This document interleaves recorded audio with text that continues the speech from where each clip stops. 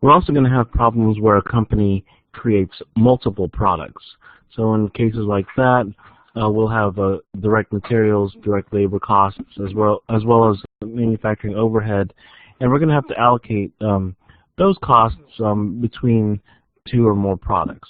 Now, the questions are going to give you exactly the information that you need to be able to do this allocation. So it's not really too difficult. You just have to pay attention and apply the correct numbers to the problems.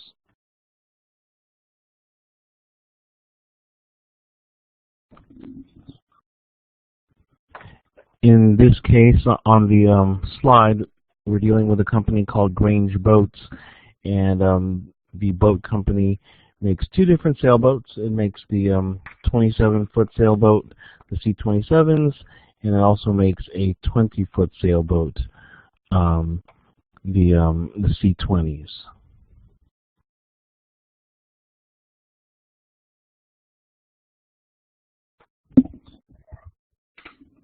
When you're dealing with a firm that creates multiple products, the manager has to make pricing decisions based on cost information at the product level. So it can't take the total cost that is incurred by the company. It has to break down those costs into the two different products in this case, or if you have multiple products, then it needs to break down costs by each product that you sell. So in this case, it looks like the C-27s, you made 10 of these boats. The C-20s, you made 30 of the boats, which makes sense because the 20-foot boats are probably going to be cheaper than the 27-foot boats. Takes more time to create the a single C-27, but overall your direct labor hours are more for the C-20s because you're producing more boats. Direct materials amounts are given to you as well as direct labor, and then manufacturing overhead is given to you for the total, because remember, manufacturing overhead is not allocable or not identifiable to each product, so that's why they only give you the total amount of manufacturing overhead. Okay, so they can give you the direct materials per category and direct labor per category, but again, they can't give you the manufacturing overhead per category because of the nature of overhead.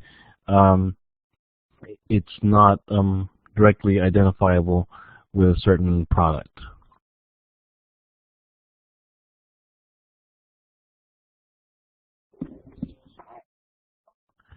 So this chart shows what we've just talked about. You have your total direct materials, you have your total direct labor. So these amounts are given to you in a total, $76,000 for direct materials, $150,000 for direct labor. But then these totals are allocated or traceable to the certain to each category. So the C-27s gets $40,000 of the direct materials, and the C-20s get $36,000. So whenever you're doing allocations like this in your homework or in any or on a test, you can check, because when you take your $40,000 plus your $36,000, you get your original total of $76,000. And you can do the same checks for direct labor. This direct labor total is $150,000. It's broken down into the amount allocable to the C-27s, which is $72,000, and the amounts to the C-20s, which is $78,000. So if you add up 72 plus 78, then you get your total above, which is $150,000.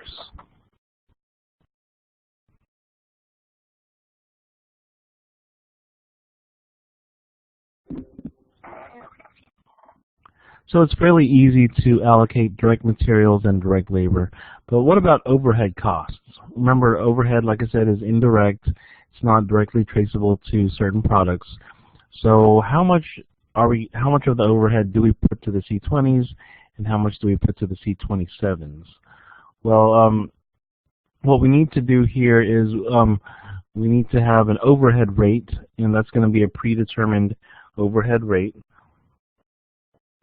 We have a rate, and what the rate is it's the cost per unit of the allocation basis that's charged, that's used to charge overhead to products.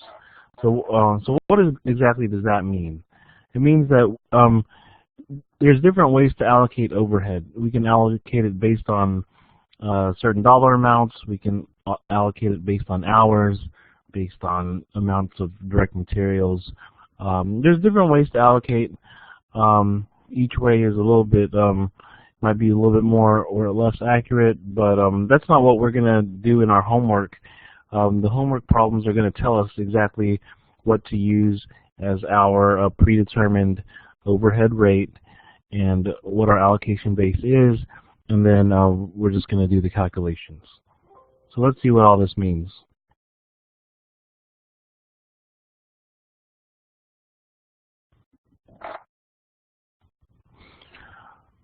One issue that we're going to deal with when we're working with overhead is something called estimated overhead amounts. So this slide calls it estimated costs. So what does that mean? That means that let's say in the beginning of the period, let's say the beginning of the month, you estimate costs to be, estimated overhead to be $1 million. Okay, but at the end of the month, you're going to have an actual overhead, and maybe that's $1.2 million. Okay, so there can be a difference in what you estimate and what actual overhead is. Of course, you can't predict to the penny the exact amount.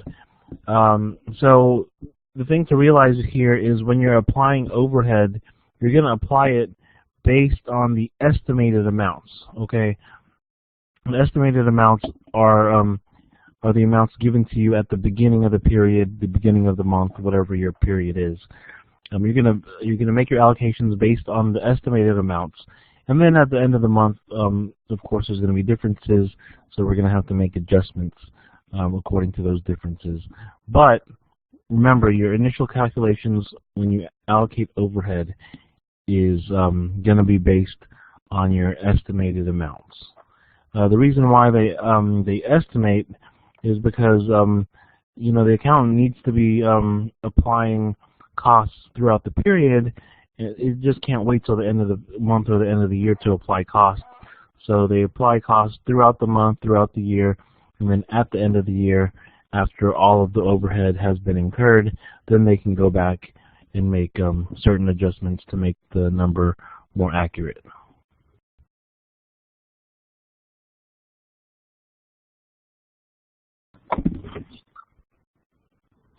So let's look again at this company, Grange Boats.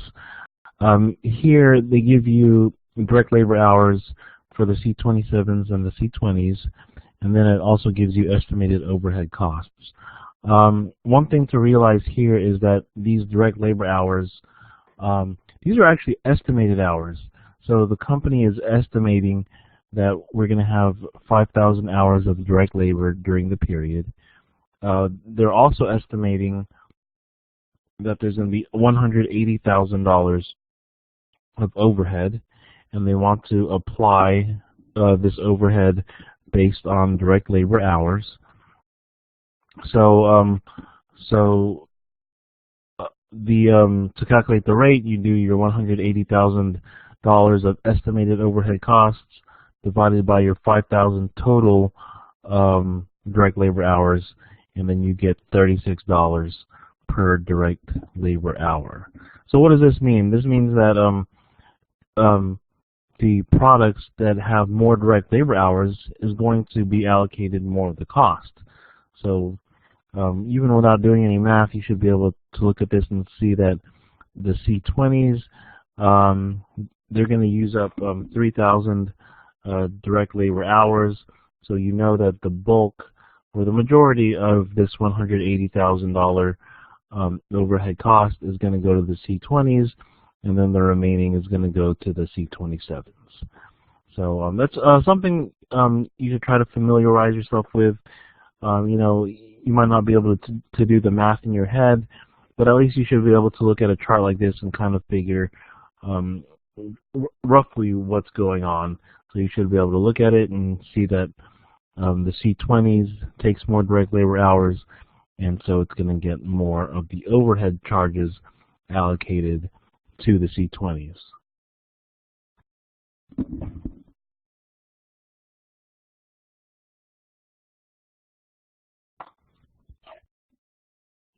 So this slide just expands on what the prior slide shows or showed.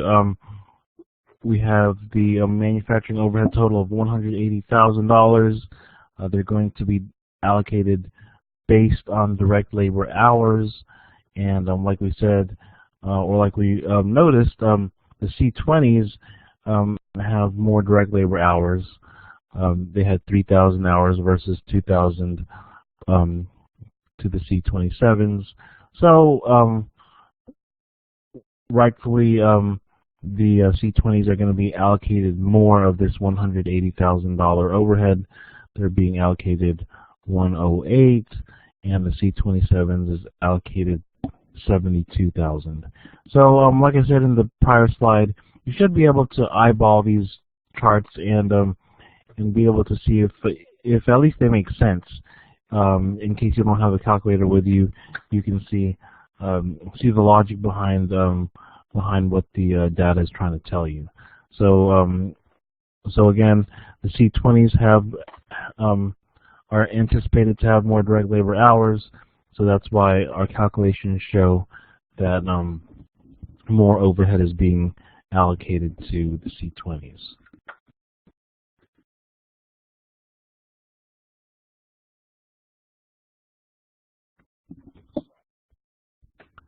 So now that we've done our overhead allocations, now we can finish up the slide that we saw, I believe it was 5 slides ago.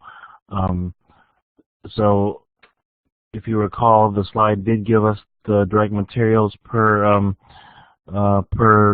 type of sailboat.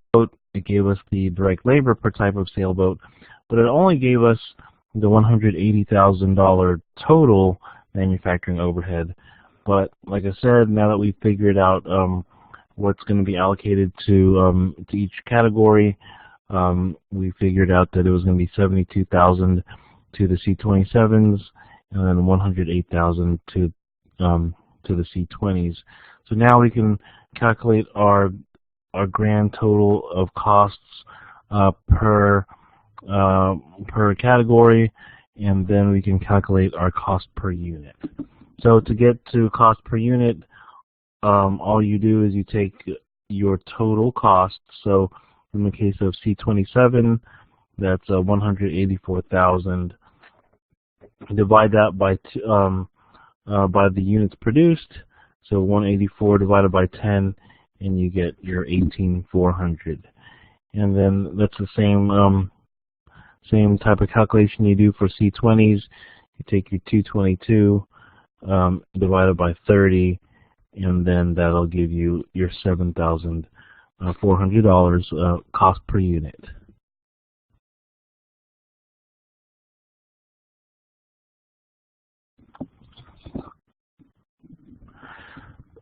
So in our example, we are allocating our overhead cost based on direct labor hours, but as I said earlier, there are different ways you can allocate overhead.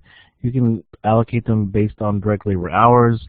You can allocate them based on direct labor dollars, on materials dollars, or amounts.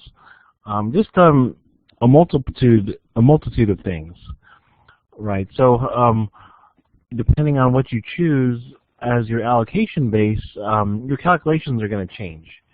Okay. The slide says that the choice of the allocation base is somewhat arbitrary. That's not exactly true. A lot of times the company is going to try to figure out what cost might be more closely related to overhead. So if they find that direct labor dollars statistically is more accurate, if you use that to allocate overhead, then they might go with that.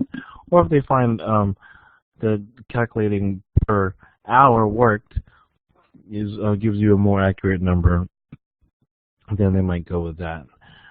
They can also go with whatever is the easier calculation, since it's not regulated what the allocation base has to be. But it's not completely arbitrary like this slide tries to portray. But anyway, they want to they ask the question, what if instead of using direct labor hours, we're going to use direct labor dollars? And so if we're using dollars instead of hours, our calculations are going to change a little bit. So in this slide, this is similar to what we saw 2 slides ago, except now we have a different manufacturing overhead rate. We're using 120%. So just to refresh your memory, the first time we saw this this graph or this chart, everything was the same, pretty much above this this green line, and now we're changing how we're allocating manufacturing overhead.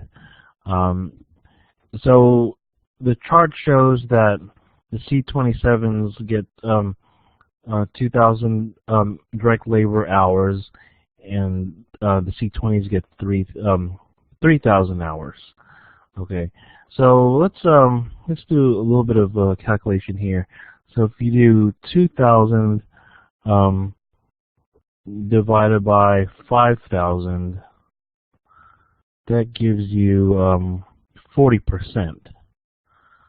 All right, so that means the C27s get 40% of the hours, and the C20s get 60% of the hours. Okay. Now let's look at direct labor dollars.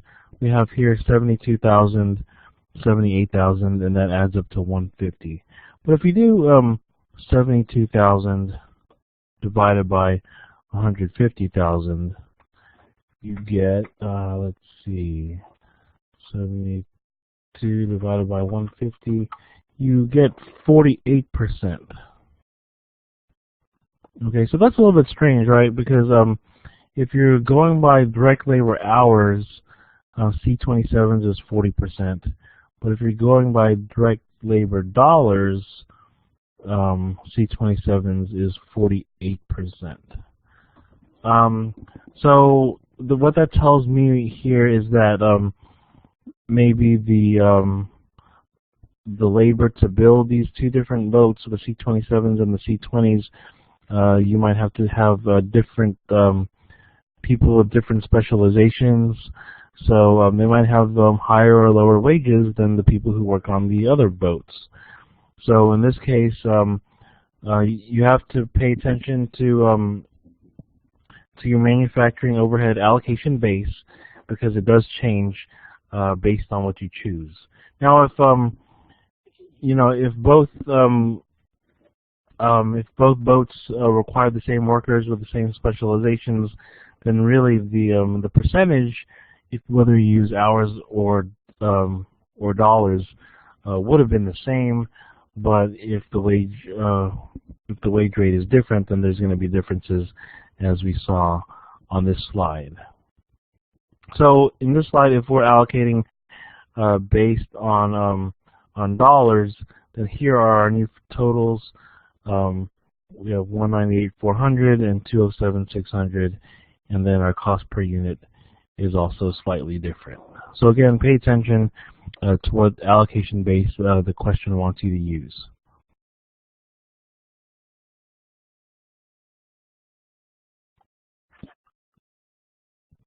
All right, everybody with us so far? Because it's about to get a little bit more difficult here. So we've dealt with companies with single products, which are fairly straightforward, and then we've dealt with companies with multiple products. We've also dealt with a few different kinds of expenses. We have direct labor, direct materials, and overhead. And as we talked about, we have to allocate the overhead based on the allocation base that we choose. But now they add a an extra wrinkle. We can actually have more than one allocation base that we use. All right, so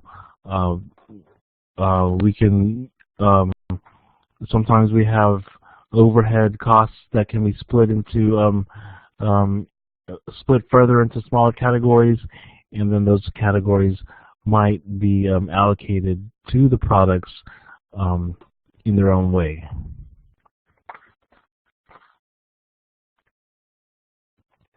So this slide shows that manufacturing overhead,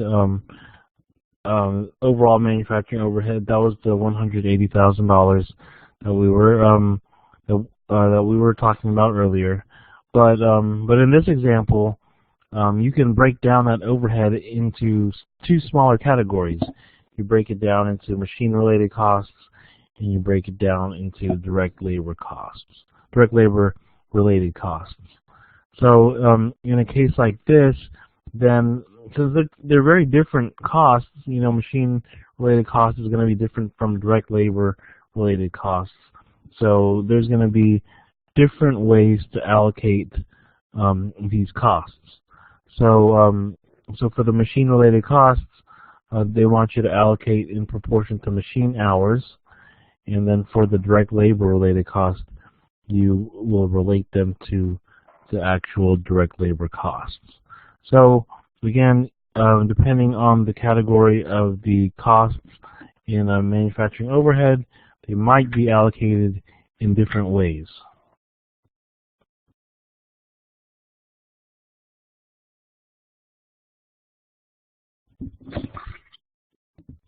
So in this example, the company is estimating that out of the $180,000 in overhead, 108 is related to labor, and 72,000 is related to the machines.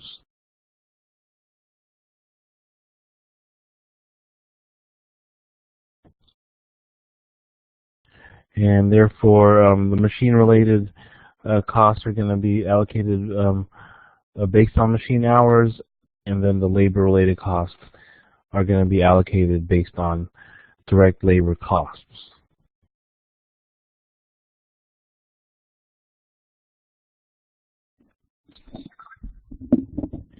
And then finally, before we get into the homework, I wanted to cover the three types of product costing systems that we're going to talk about.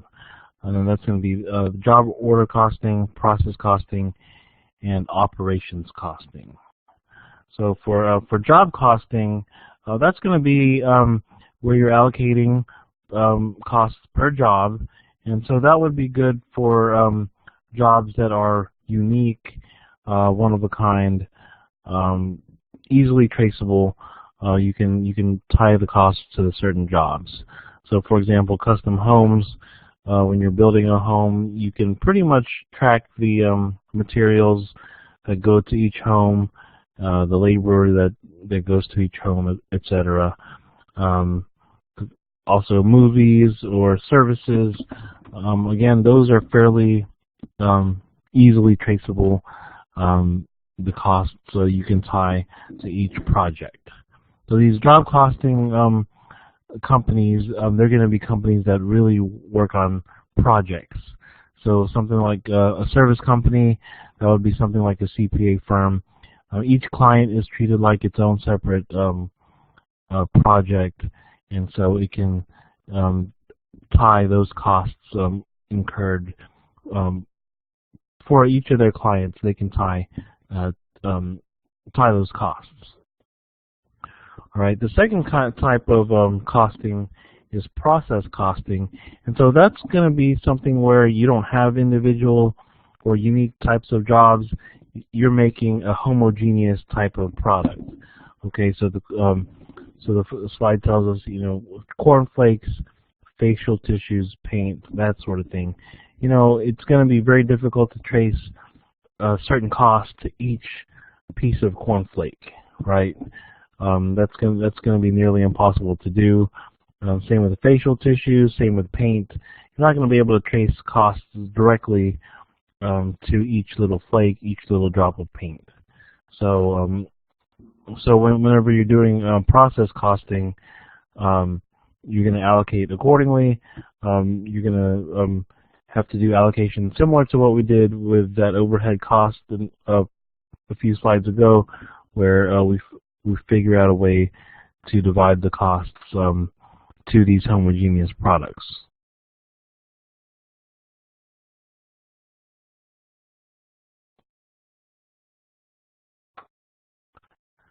And then finally, you have operation costing, and that's going to be used in industries such as automobiles, computers, clothing, that sort of thing, where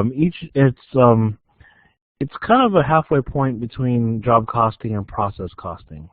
So remember, job costing, that's going to be something that's almost completely unique for each client. And then process costing is something that's completely homogeneous, like the cornflakes, like the paint. And then operation costing is somewhere in the middle, where there are operations which are standardized methods that are performed repeatedly in production.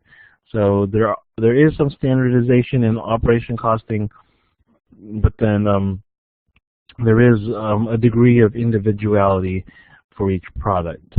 So in the case of operation costing, materials can be different for each product.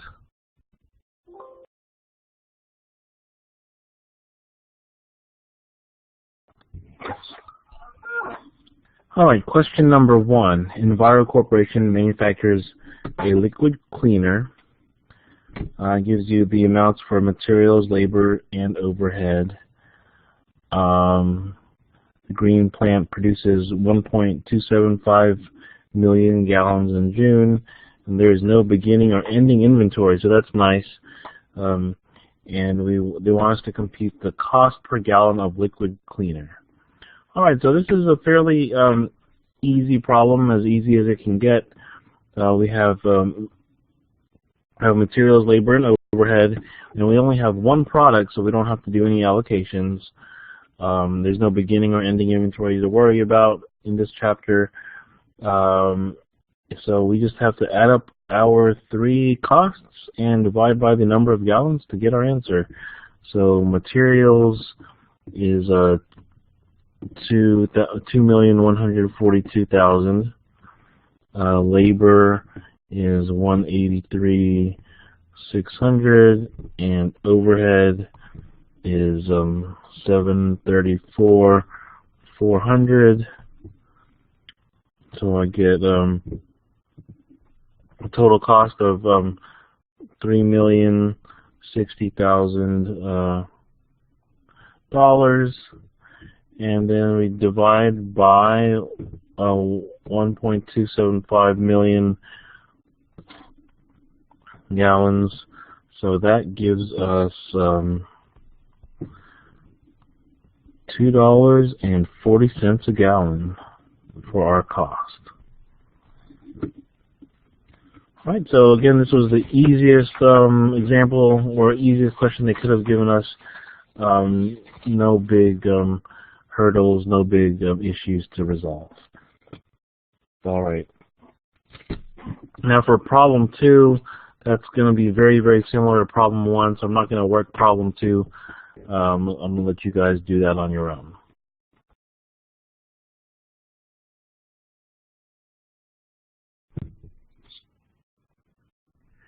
All right, question number 3 is going to be a little bit more difficult.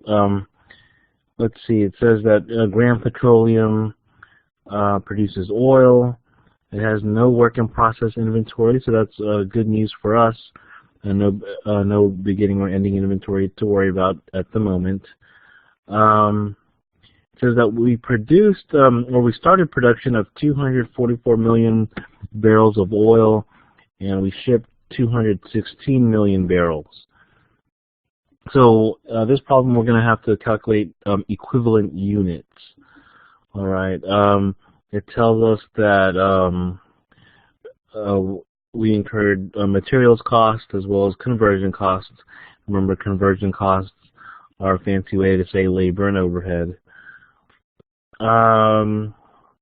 The barrels of oil that we started but we did not complete is estimated to be 60% complete, and so it wants us to compute the cost of the oil shipped in the pipeline and the amount still in work in process.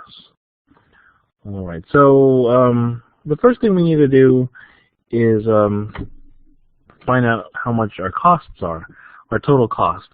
So materials was 6,000 million, so that means 6 billion, but we're just going to write 6,000 like it has in the fact pattern. So materials is 6,000. Conversion cost, that's a 7,968 million. So you add those two up, and you get $13,968. Again, that's supposed to be in millions, but just to keep it simple, we'll write it like this.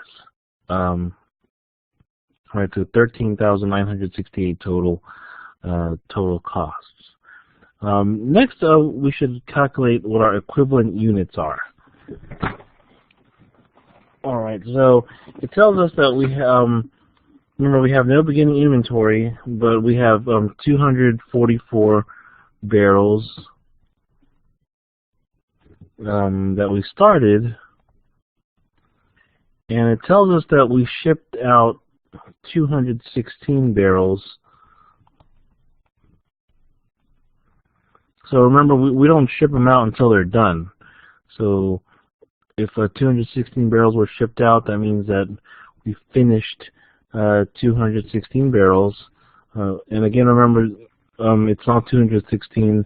It's supposed to be 216 million, but we're just writing it like this to make it easier to read. So that means that we have 28 partially complete barrels. All right. So we have 216 barrels that are complete, and then 28 of those are partially complete. Now the question tells us that it's that they're 60% complete. So so that means that we actually have 16.8 equivalent barrels. Okay, so again, out of the 244 barrels that we started, we finished 216 of them, but 28 of them were only partially done. How much was done in each of these barrels?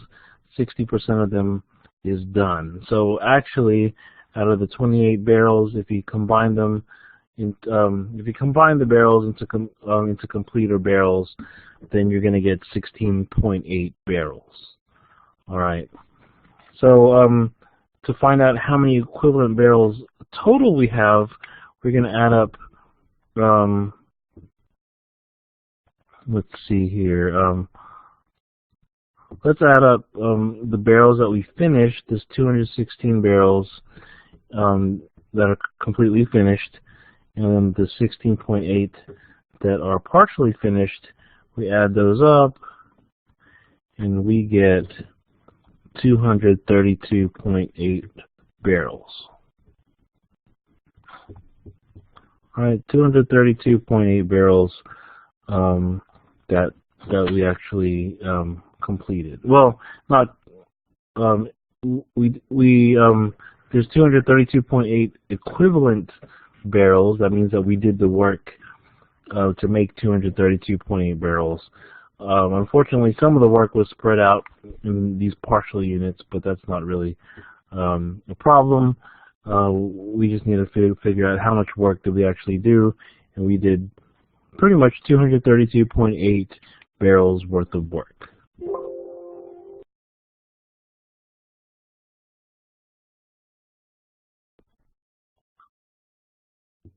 So from here, we take our $13,968 total of costs. We divide that by the 232.8 barrels, equivalent barrels that we calculated.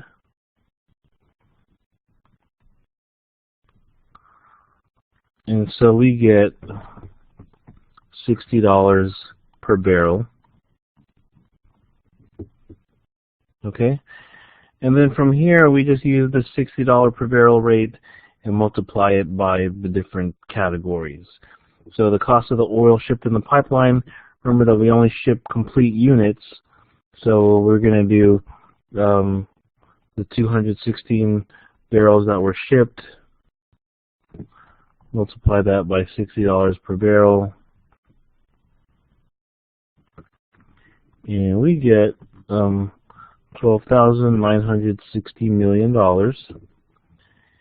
And then for the work in process, we know that we created 16.8 equivalent barrels. And we multiply that by $60 a barrel. And we get $1,008 for the work in process ending inventory.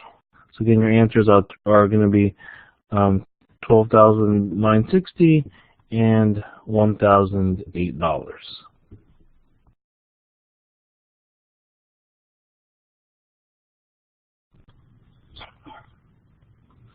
All right, number 4. So number 4 is similar to the PowerPoints that we just did, the last example. It says that Tiger Furnishings produces 2 models of cabinets, the Basic and the Dominator, and then it gives us information on the number of units produced, machine hours, direct labor hours, direct material costs, direct labor costs, and manufacturing overhead costs. And then it wants us to calculate the predetermined overhead rate, assuming that Tiger Furnishings uses direct labor costs to allocate overhead costs. All right, so this question, it gives us a lot of data, and we don't need to use most of it, actually, just 2 numbers that we need to use. So that's one thing to be careful of when you're doing your homework or taking a test. I try not to pick tricky problems for the test, but just be aware. Just read the problem and figure out what it wants, because a lot of times it'll give you numbers that you're not even going to need. All right, so here it just wants us to calculate the predetermined overhead rate. It says to use direct labor cost. So all we have to do is we take our $175,000 overhead, and we divide that by the direct labor cost, which is $100,000. And so our rate is 175%. So what does that mean? That means that every time we allocate a certain amount of direct labor cost, we're also going to allocate 175% of that cost as overhead cost. So if I'm allocating $100 to the basic cabinet, then I'm going to have to allocate $175 of overhead to that cabinet as well. All right, but that's number 4. And there's nothing too difficult about number 4. Number 5. Now this is going to be similar to number 3, so I'm going to let you work on that on your own.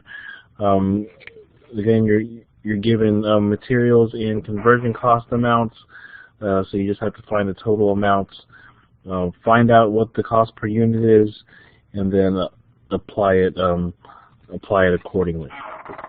So number 5, like I said, I'm not going to work. Go ahead and try it. It's very similar to number 3.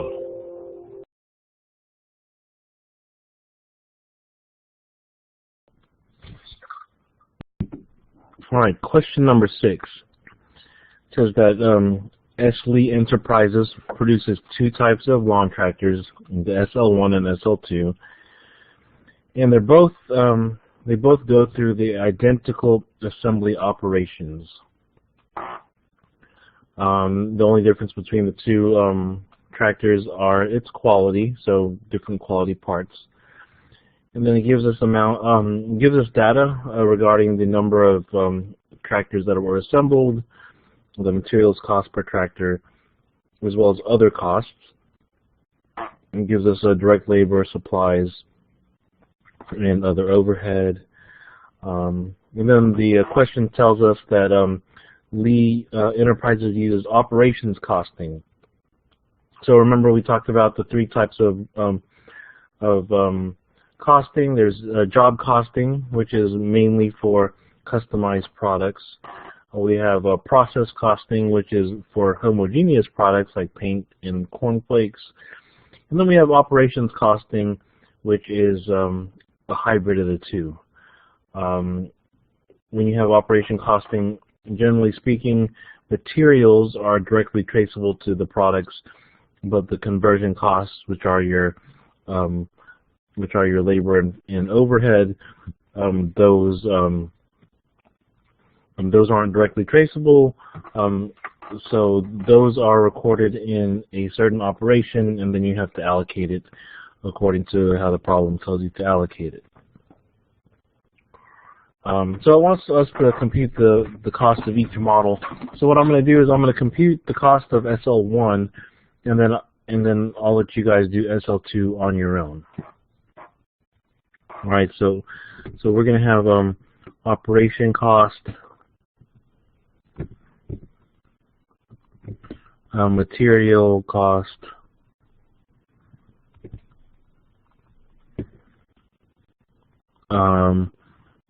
and so that's going to add up to total cost. And then they want number of units and the unit cost. We're going to do this for SL1, and like I said, you guys do SL2 on your own. All right, so for operation cost, first we have to find out what that's going to add up to. So for operation cost, you have to take what they tell you, your direct labor, your supplies, and your other overhead. All right, so let's see here.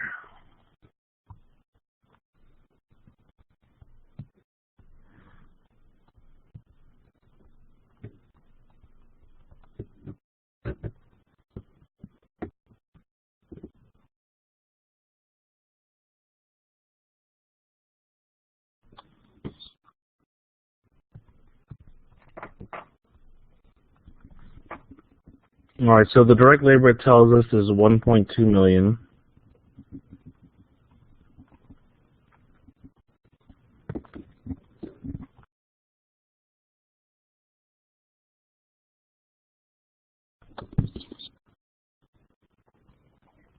And then our supplies. So supplies are part of overhead.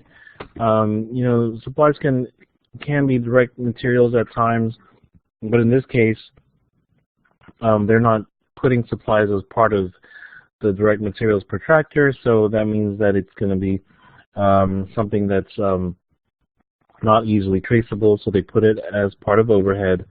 So the question tells us supplies is $480,000, and then other overhead is $2,350,000.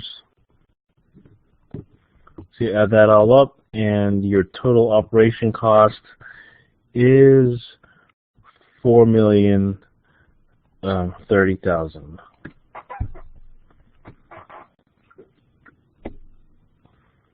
All right, so you have operation cost of $4,030,000, but it tells us that we're going to have to allocate these costs based on the number of units assembled.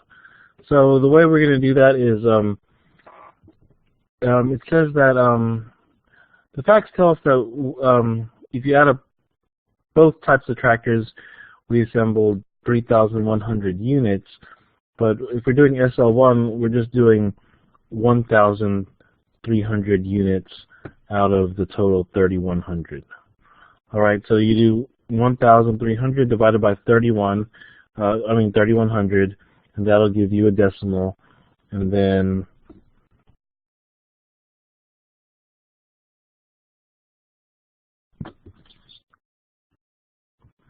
you multiply that by the $4,030,000, and that gives you $1,690,000. All right, so your operation cost for SL1 is $1,690,000. All right, next we're going to do materials cost.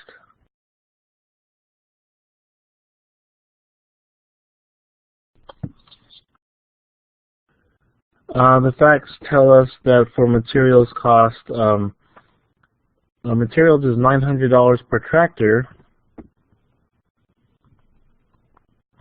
and we created, of the SL1, we created 1,300 tractors.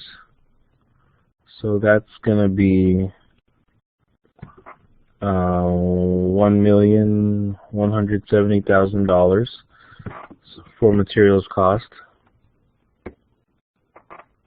So our total cost is, you just add these two up, 1.690 plus 1.170. So that gives us a total cost of $2,860,000. All right, the number of units is 1,300 units, and that's straight from the fact pattern. And so unit cost, we're just doing the $2,860,000 of cost divided by 1,300 units, and we get $2,200 per unit. All right, so again, these are one of the questions where it looks kind of scary. There's a lot of data given to you, but if you just break it down piece by piece, it's really not that difficult. All right, so that was SL1. Like I said, I'll let you guys do SL2 on your own, and if you have any questions, feel free to send me an email on this question.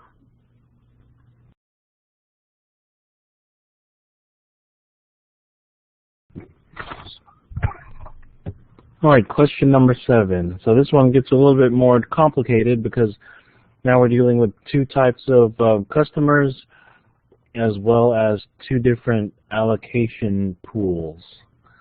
All right, so let's begin. The question says, Owl Eye Radiologist does various types of diagnostic imaging. So it gives you hospital patients as well as other patients. All right, so we have two categories of patients, hospital patients and other patients.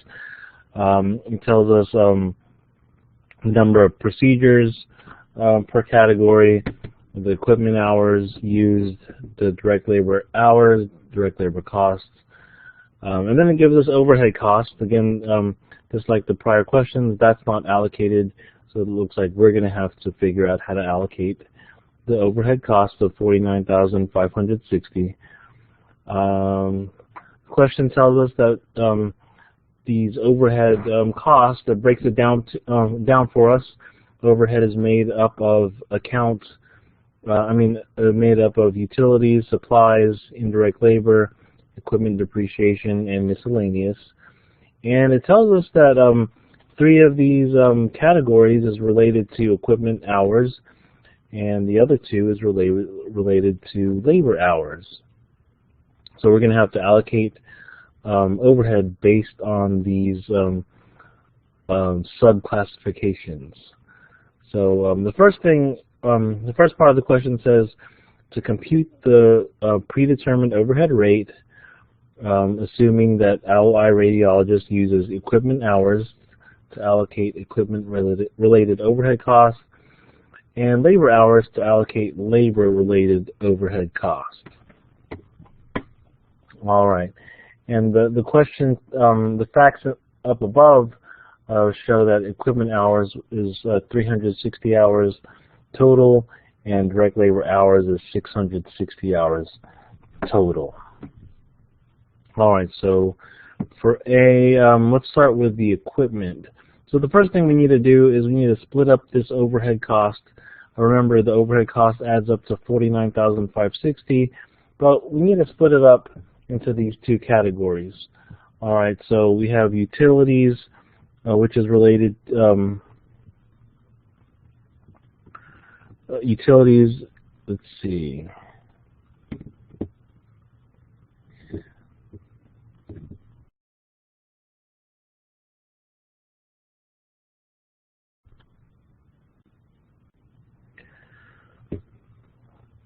That's related to equipment hours, so that's $4,800.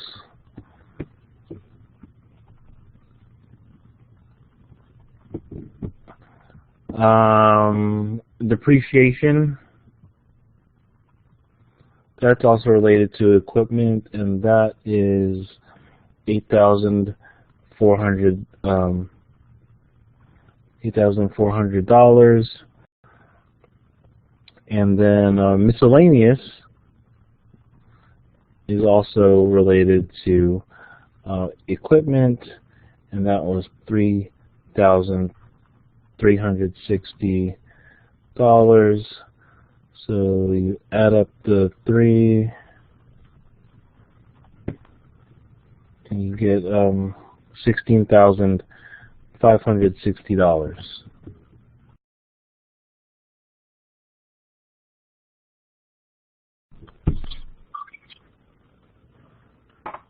All right, so so now we divide by the number of equipment hours used, and that was 360 equipment hours, and we get $46 per hour. So that's your answer to the first line in Part A. Equipment-related overhead rate is $46 per hour.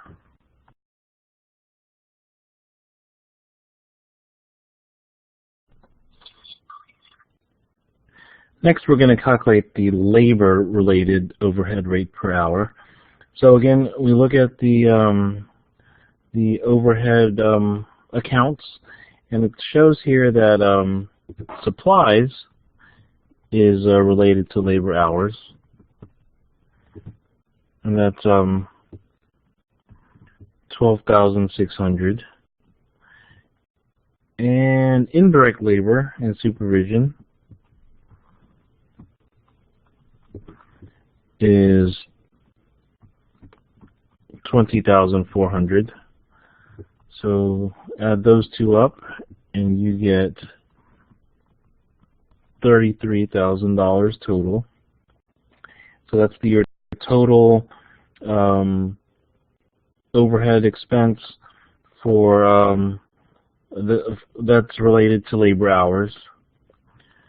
All right, and since these are related to labor hours, and the question tells us that that these overhead costs are allocated based on direct labor hours, we're going to divide it by the direct labor hours, which is 660 direct labor hours, and we get $50 per hour. All right, so that's the answer to the second line on Part A. With the labor-related overhead rate is $50 per hour.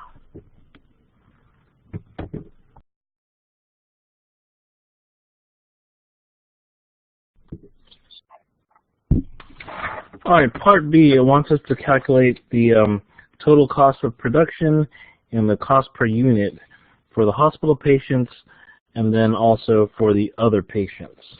So let's look at the hospital patients. Our total cost, so we already know what our direct labor costs are. The fact pattern gives it to us straight. Direct labor cost is $38,400. All right. Now we have to figure out how to allocate the overhead costs.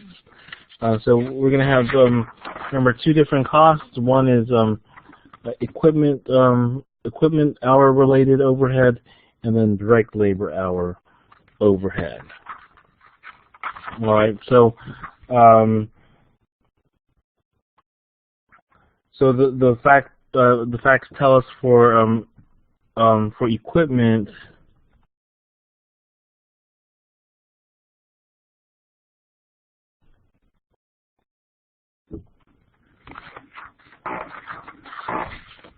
All right, for hospital patients, they used 240 equipment hours, so that's going to be 240 hours times the rate that we calculated. And the rate we calculated for Part A was $46, so that gives us $11,040. All right, and then for the labor overhead, it shows that direct labor hours for the hospital patients is 480 hours, and we multiply that by $50, because remember that was the rate that we calculated for Part A. So that gives us 480 times $50. That gives us $24,000. All right, so now we have our three costs: 38,400, $11,040, and 24,000. So we add those three up, and we get 73,440. So that's going to be Part B, line 1 for hospital patients. But then it also wants us to calculate the cost per patient, and the question tells us that there were 640 hospital patients, so we're just going to divide that by 640 patients, and that gives us $114.75 per hospital patient. So that's going to be Part B again, cost per unit for hospital patients. All right, so I did Part A for you, and I did the hospital patients part in B. So I'll let you guys do the other patients. It's the same type of calculations except different numbers. So I'll let you guys work that half of Part B on your own.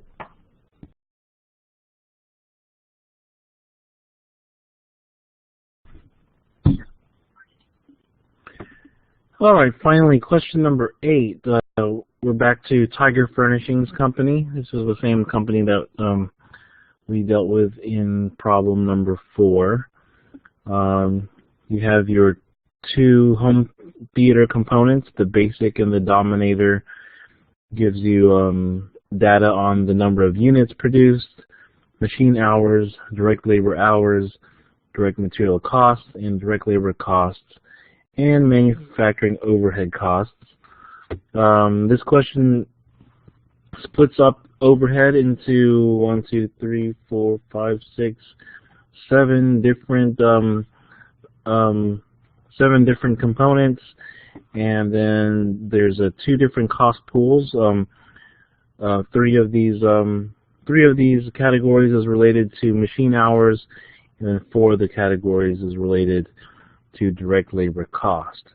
So it wants us to compute the product cost per unit, assuming that we allocate overhead based on these two cost pools. So this is stuff that you've already done. I'll work part of the problem for you to make sure that you're on the right track, but I'll let you guys work the other half of the problem. So let me look at basic. You know that you're going to have to add your direct materials and your direct labor. Direct materials is $10,000, and that was given to us in the problem. Direct labor, also given to us in the problem, is $64,500. and then the issue becomes overhead. So let me help you calculate your overhead rates. So we're going to have to split up our overhead into two different cost pools. We're going to split it up into machine hours. So let's look at machine hours, and then we're also going to split it into direct labor cost related. All right, for machine hours, it says that utilities is related to machine hours, and that's $1,800.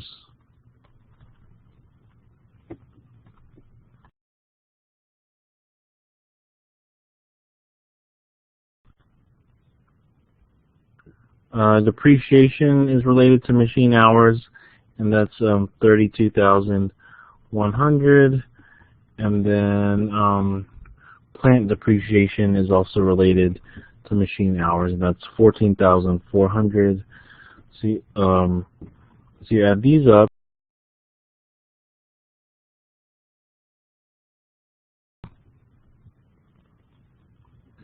and you get 48,300. All right, so machine hours overhead is 48,300. Then you have to divide by your 7,000 hours of 7,000 machine hours, and that's given to you also on in the fact pattern.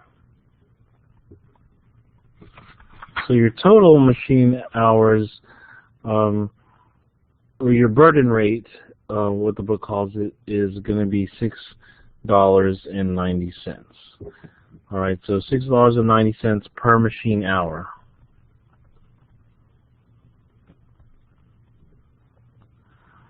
Okay, and then we also have to calculate direct labor cost. So this is going to be a little bit different from what we did in the prior question. Prior question, I believe, dealt with direct labor hours. This one is direct labor cost. So again, you guys have to be careful with what they're asking for. All right, so when you're doing direct labor cost, you're going to divide by cost.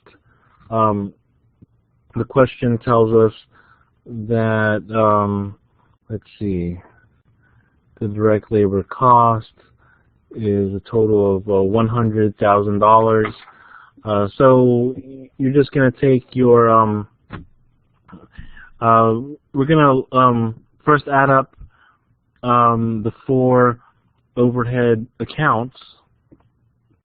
All right, so the four that are related to direct labor cost, that's going to be, let's see, it's like supplies for $5,000, training for $10,600, supervision for $25,800, and miscellaneous of $85,300. All right, so this is your direct labor cost overhead. You add those up, you get $126,700. Okay, and then from here you don't, you know, when we were looking at machine hours, we divided by 7,000 machine hours. Here we're not going to divide by direct labor cost hours. We're going to divide by the direct labor cost, the dollar amount. So the question tells us that the direct labor is $100,000. So we divide. So we do that math, and we get 126.7%.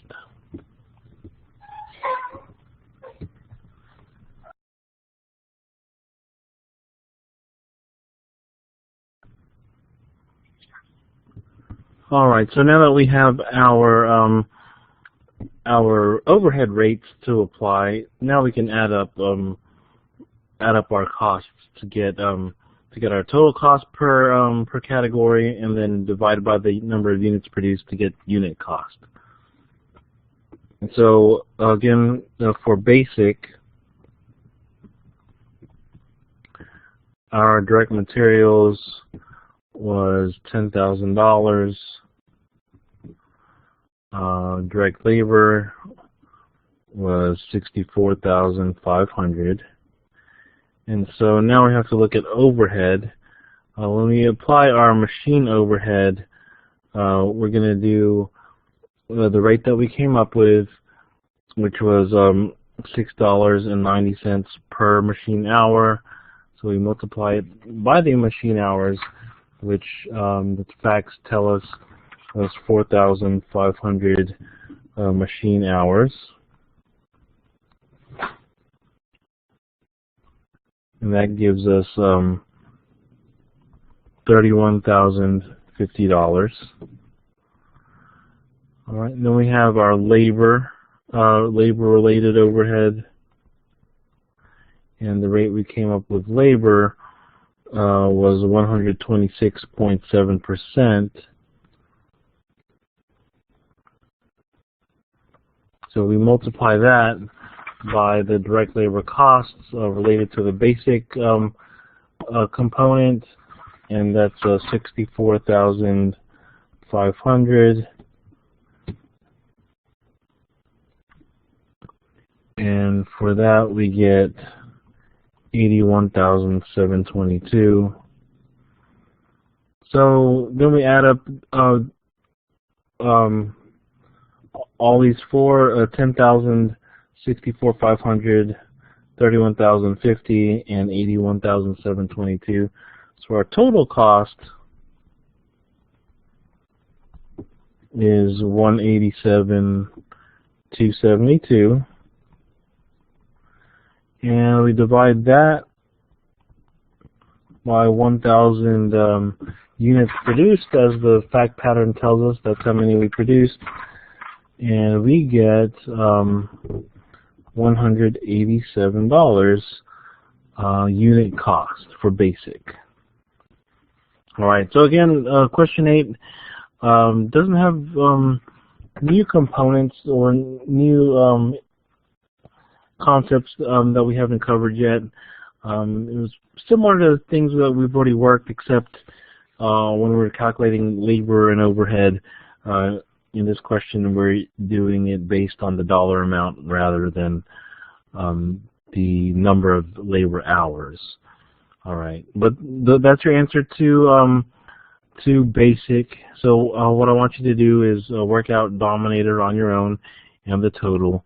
And again, if you have any questions on it, feel free to send me an email. But that's the homework for Chapter 6. If you have any questions, again, feel free to contact me.